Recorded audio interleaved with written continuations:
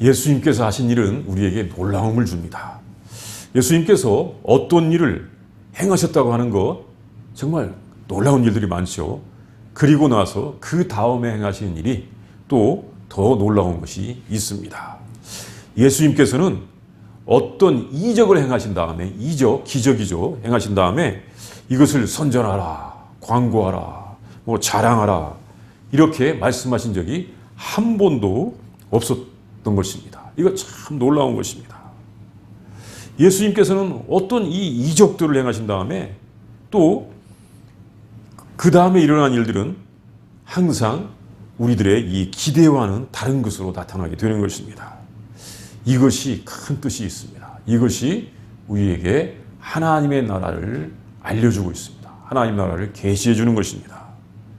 본문의 말씀은 예수님께서 보리빵 5개, 물고기 2마리로 2만 명도 넘는 수많은 사람들을 아주 배부르게 먹이신 다음에 일어난 일입니다.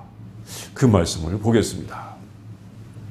첫 번째는 예수님께서는 오병이어의 기적을 행하신 후에 먼저 제자들을 서둘러서 배를 타고 바다 건너편으로 보내시고 사람들을 보내신 다음에 홀로 산으로 기도하러 가셨습니다. 제자들은 예수님의 지시를 따라서 배를 타고 바다를 건너가다가 거센 풍랑을 만났습니다. 이 예수님께서는 이 베세다의 광야에서 아주 적은 음식이에요. 보리떡 5개, 물고기 2마리로 5천 명도 넘는 사람, 실은 수만 명도 넘는 사람들의 배를 아주 배부르게 먹이신 다음에 많은 양을 남기는 이적을 행하셨습니다. 그리고 이제 예수님께서는 제자들을 서둘러서 저쪽으로 가라, 바다 건너편 저쪽으로 가라고 하셨습니다. 그리고 사람들을 집으로 돌려 보내셨습니다. 여러분 어떻습니까? 음식을 한번 잘 먹었으면 이제부터 본격적으로 집회를 다시 시작할 수 있는 것입니다. 왜냐하면 사람들이 억지로 그 자리에 온 것이 아니라 예수님을 좋아해가지고 사람들이 먼 길을 온 거예요. 그러니까 예수님께서 배고픈 사람들에게 음식을 한번 잘 먹였으면 이제 배가 부른 다음에 거기서 2차 집회로 하면 어떻겠습니까? 사람들이 얼마나 좋아하겠습니까? 모든 병 고친 사람들을 또다시 치료해주면 얼마나 좋아하겠습니까? 또 주님의 능력이라면 이때 12바구니의 음식이 남았었는데 이 12바구니의 음식으로 또 한 번 먹여줄 수도 있었을 것입니다. 그런데 예수님께서는 제자들과 그 사람들을 분리시켜가지고 서둘러서 보내신 것입니다. 아니 거기 모인 사람들과 제자들이 같이 한번 어울리면 어떻겠어요?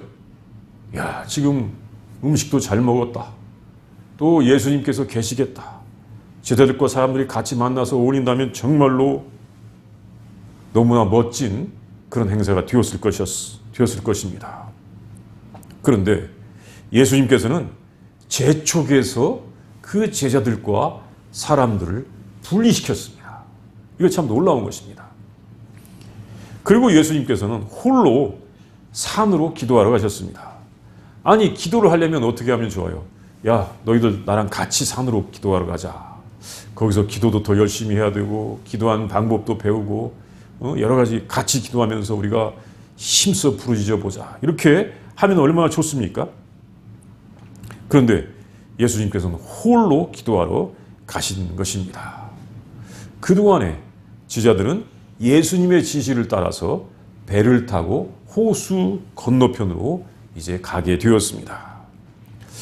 예수님께서 이렇게 제자들을 왜 서둘러서 따로 보내셨을까? 그 이유가 본문 말씀에는 잘 안 나오는데 요한복음 6장에 보면 그 이유가 나옵니다. 그것은 뭐냐면 그때 사람들이 음식을 배불리 먹고는 예수님을 억지로 붙잡아서 왕으로 삼으려고 했다는 것입니다.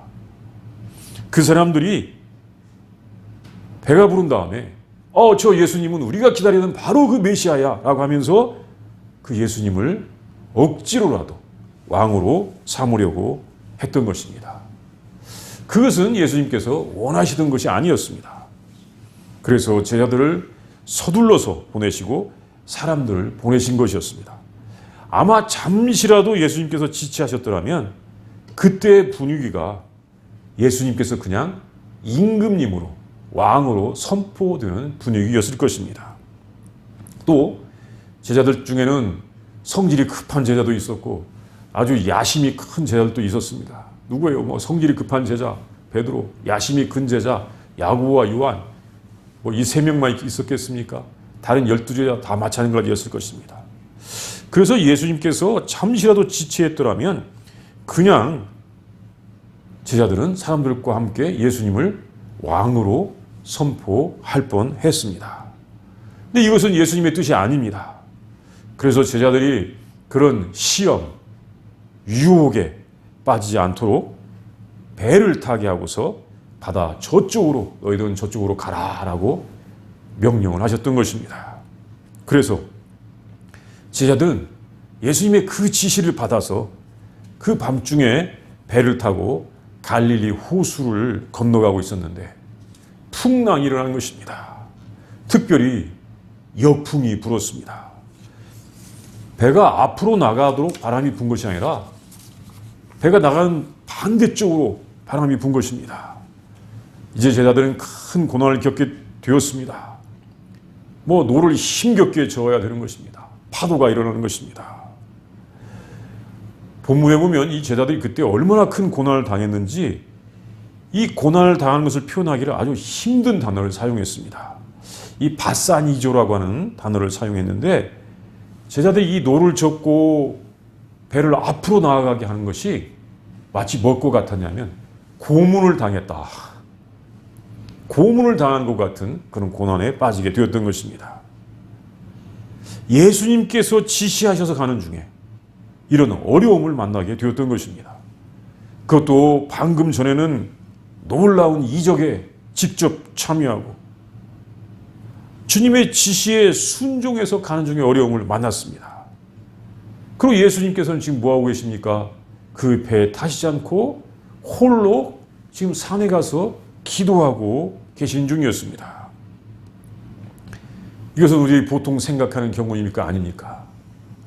예수님은 지금 산에서 우리를 위하여 기도하시는 것 같고 나는 지금 예수님 말씀을 들었는데 내가 지금 만난 상황은 마치 고문을 당한 것처럼 고난을 당한 상황, 이 상황을 제자들이 만나게 되었다는 것입니다.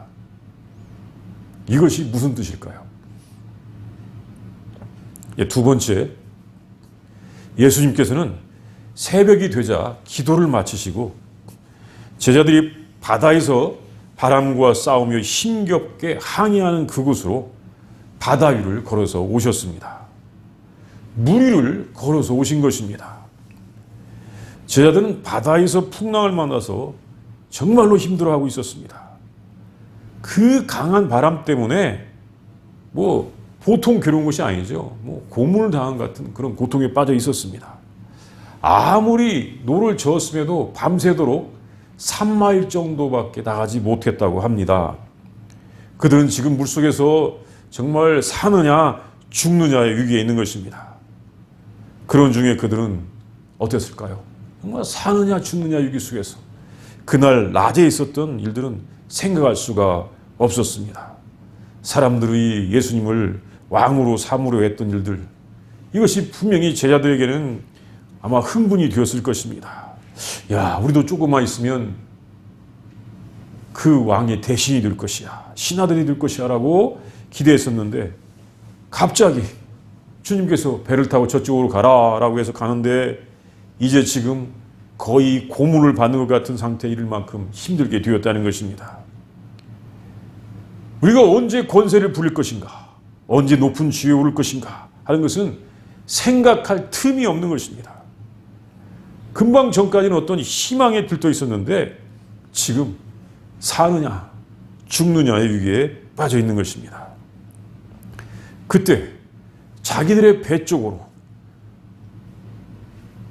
걸어오는 한 존재가 있었습니다.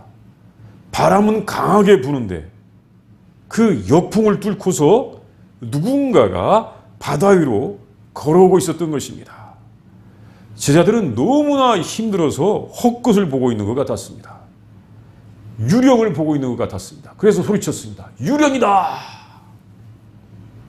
저희 유령이 오고 있다 이것입니다. 지금 제자들은 살아있는 세상이 아니라 죽음 속에 벌써 빠져든 것 같았습니다. 마치 죽을 것 같은데 바닷속을 걸어오는 존재, 유령마저 나타났습니다. 그래서 소리를 지른 것입니다. 이 제자들의 상태가 어떻겠습니까? 완전히 정말 정신이 빠진 상태입니다. 그래서 두려워서 소리를 지른 것입니다. 그런데 그때 예수님의 음성이 들렸습니다. 안심하라. 나다. 두려워하지 말라. 안심하라. 나다. 두려워하지 말라. 예수님께서 그 바다 위로 걸어서 제자들의 배 쪽으로 오시던 것이었습니다. 여전히 바람은 강하고 파도는 높은데 바다 위로 예수님께서 걸어서 오셨습니다. 예수님께서 물 위를 걸어오신 것입니다. 이것은 놀라운 기적입니다. 보통 사람들 물 위를 걸을 수 있습니까? 없습니까? 수영은 할 수 있어도 물 위를 걸을 수는 없죠. 우리의 이 육신을 가지고 물 위를 걸을 수는 없습니다. 이것은 정말 이 세상의 중력의 법칙을 넘어서는 것입니다. 이때 예수님께서 물 위를 걸으신 일은 예수님께는 불가능이 없다는 것, 예수님께서는 온 세상의 주제이시라는 것을 우리에게 알려주십니다. 정말 예수님은 물 위도 걸을 수 있다. 불가능이 없다. 예수님은 온 세상의 대주제이시다. 이건 표적입니다. 예수님께서 세상의 이 물리학의 법칙을 초월하신다는 것을 알려주시는 것입니다. 하나님이시기 때문에, 예수님은 하나님이시기 때문에 세상 만물의 일반적인 법칙을 뛰어넘는 능력을 가지고 계셨습니다. 이제 세 번째는 베드로는 예수님께서 물 위로 걸어오시는 것을 보고는 자기도 물 위로 걷게 해달라고 주님께 요청하였습니다. 예수님께서 오라고 하시자 베드로도 잠깐 동안 물 위를 걸었으나 바람을 보고 무서워하다가 물속에 빠져가면서 살려달라고 소리를 쳤습니다. 예수님께서 그 풍랑이 있는 바다 위로 걸어서 오셔서 너무 놀라서 유령이라고 하는 이 소리치는 그 제자들에게 안심하라. 나다. 두려워하지 말라라고 말씀을 하셨습니다. 그러자 베드로가 너무나 좋았는지 아니면 뭔가 확인하고 싶었는지 이렇게 말하겠습니다. 주여, 만일 주님이시거든 나에게 명하사 물 위로 오라소서. 주님, 정말 주님이시거든 나에게 명하셔서 물 위로 오라고 하게 하소서. 그래야 예수님께서 그 말씀을 들으시고 오라라고 이렇게 하셨습니다. 오라. 그래서 베드로는 그 배에서 내려서 물 위로 걸어가 예수님께로 가기 시작하였습니다.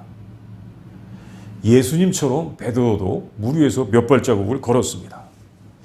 베드로가 왜 물 위에서 걸었는지, 그래서 왜 물 위에서 걸어서 예수님께로 가고자 했는지 그 이유는 정확히 나와 있지는 않은데 아마도 베드로가 정말 저기 오는 분이 유령인지 예수님인지 아마 확인하고 싶었을 수도 있었을 것 같습니다. 예수님께서 부활하셨다니까 무덤이 비었다니까 베드로가 막 먼저 달려가잖아요. 그걸 보기 위해서. 이렇게 아마 지금 내가 유령의 목소리를 듣고 있어, 정말로 주님의 목소리를 듣고 있어 라고 한번 확인해 보고 싶었을 수도 있습니다. 그래서 예수님께서 오라고 하시자 바로 배에서 내려서 물 위로 걸어갔습니다. 그런데 베드로는 조금 가다가 물속에 빠져들어갔습니다. 왜냐하면 바람을 보고 무서워했는데 이 무서워하면서 물속에 빠져들어간 것입니다. 베드로는 예수님처럼 계속 걸어갈 수가 없었던 것입니다. 그래서 소리를 질렀습니다. 주님, 나를 구하소서. 주님, 나를 구하소서. 이렇게 소리를 질렀습니다. 그러자 예수님께서 손을 내밀어서 베드로의 손을 잡아서 주시면서 말씀하셨습니다. 믿음이 적은 자여 왜 의심하였느냐. 베드로는 믿음이 작아서 이렇게 무리를 걸을 수가 없었던 것입니다. 베드로가 물속으로 빠져 들어가는 것은 이제 믿음의 문제가 되었습니다. 사실 우리의 능력으로 우리가 무리를 걸을 수가 있습니까? 우리는 걸 수가 없습니다. 오직 예수님만이 하실 수가 있습니다. 그런데 베드로가 예수님을 바라볼 때는 예수님을 따라서 그 무리를 걸을 수가 있었던 것입니다. 우리가 예수님의 제자로서 이미 시작된 하나님의 나라를 구하며 산다는 것은 어떻게 보면 무리를 걷는 것과 같다고도 할 수가 있습니다. 우리가 이 땅에서 하나님의 나라의 삶을 살 때 우리는 참 평안을 누릴 수가 있습니다. 구원이 확실히 우리에게 주어지면 물론이요, 우리에게 참 평안이 옵니다. 그런데 우리가 이 땅에서 하나님의 나라의 삶을 살기가 쉽습니까? 우리는 하나님 나라의 삶을 살아야 되고 그 나라의 삶을 구해야 됩니다. 그러나 쉽지 않은 건 사실입니다. 우리가 우리 주변의 환경을 보면서 하나님의 나라를 구하면서 산다는 게 쉽지가 않습니다. 주변 환경은 우리를 두렵게 합니다. 하나님 말씀대로 행하고 싶어도 주변 환경은 우리를 그것이 아니라고 하는 것처럼 말하게 합니다. 그래서 하나님의 나라를 구하며 살기가 쉽지가 않습니다. 그런데 예수님께서는 하나님 나라를 온전히 사셨기 때문에 우리가 예수님을 바라보면서 그렇게 할 수가 있는 것입니다. 베드로가 무리를 걸으신 예수님을 바라볼 때는 무리를 걸어갈 수가 있었습니다. 다만 몇 발자국이라도 걸어갈 수가 있었습니다. 우리가 하나님의 나라를 사신 예수님을 바라볼 때 하나님의 나라의 삶을 살 수가 있는 것입니다. 그래서 이것이 믿음의 일이 된 것입니다. 이제 네 번째는 예수님께서는 손을 내밀어서 물속에 빠져가는 베드로를 붙잡아 주셨습니다. 그리고 함께 배에 올라가자 바람이 그쳤습니다. 제자들은 모두 절하면서 예수님은 진실로 하나님의 아들이라고 고백하였습니다. 베드로가 바람을 보고 무서워서 물속에 빠져갈 때 예수님께서는 그를 붙잡아서 건져주시고 함께 배에 올라가자 그 바다의 바람과 파도가 그쳤습니다. 제자들이 이제 평안하게 앞으로 갈 수 있도록 바람이 그친 것입니다. 제자들은 고문을 당한 것처럼 고생을 했었는데 이제 편안하게 가게 되었습니다. 그러자 제자들이 모두 예수님께 절을 하였습니다. 이 절을 했다는 말은 경배했다는 말입니다. 그리고 고백했습니다. 당신은 진실로 하나님의 아들이십니다. 당신은 진실로 하나님의 아들이십니다. 물 위로 걸어오시고 바람을 잔잔하게 하시고 낮에는 보리떡 5개 물고기 2마리로 2만 명도 넘는 많은 사람들을 먹이시고 이런 일들은 보통 사람들이 할 수 있는 일이 아닙니다. 사람으로서는 할 수 없는 일을 하신 것입니다. 제자들이 그것을 깨닫고 고백하였습니다. 진실로 하나님의 아들이십니다. 아마 이 고백에는 자신들이 밤중에 실컷 고생한 것에 대한 깨달음도 있었을 것입니다. 아, 이것이 하나님의 뜻이었구나. 우리는 결코 죽지 않았겠구나. 하나님께서 우리와 함께 하셨구나. 이 밤중에 제자들이 풍랑 때문에 심히 고생을 하면서 그때는 어땠을까요? 예수님을 많이 원망하고 의심하기도 했었을 것입니다. 아니 왜 우리를 이 고생에 던져버렸을까? 우리가 왜 이런 고생을 해야 돼? 우리 예수님께서 왕이 되시면 얼마나 좋은데 우리가 왜 이런 고생을 해야 돼? 그런데 예수님께서 배에 오르시고 그 뒤 절할 때에는 더 이상 원망할 수도 없었을 것입니다. 이제 5번째, 그 후에 예수님께서는 제자들과 함께 이 게네사렛 땅에 가셔서 병자들을 고쳐주시면서 다시 천국 복음을 전파하셨습니다. 예수님과 제자들이 다시 일상으로 돌아간 것인데 이것은 당시에 고통받는 사람들을 섬겨주시는 예수님의 모습을 보여주셨습니다.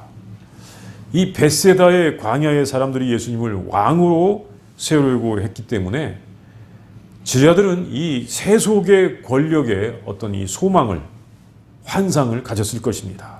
그런데 그것을 잊게 하시고 다시 고통 중에 있는 사람들을 섬기시는 모습을 보여주셨습니다.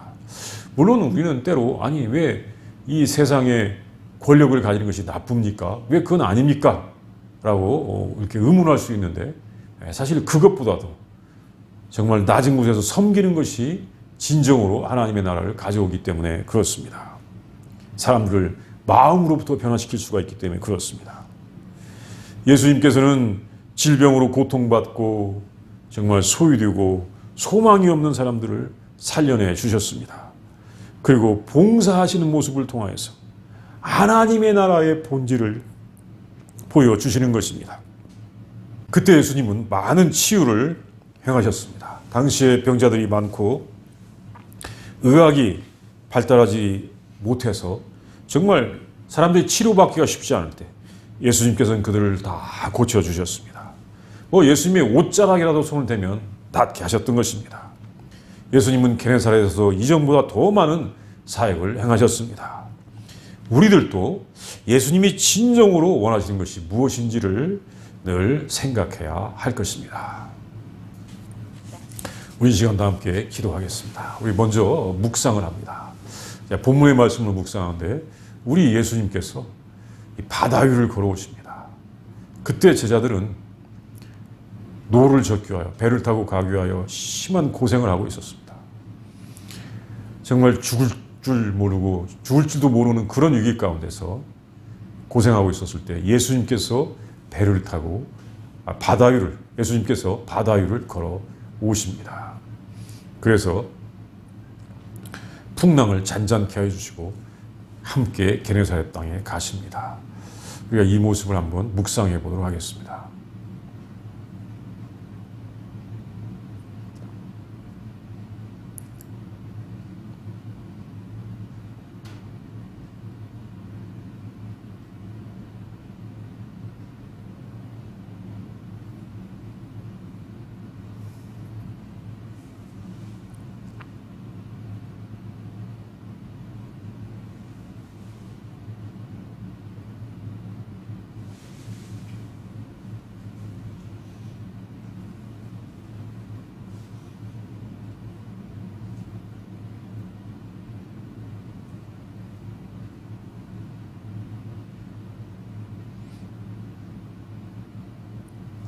생명의 하나님, 구원의 하나님, 은혜의 하나님 참으로 감사합니다.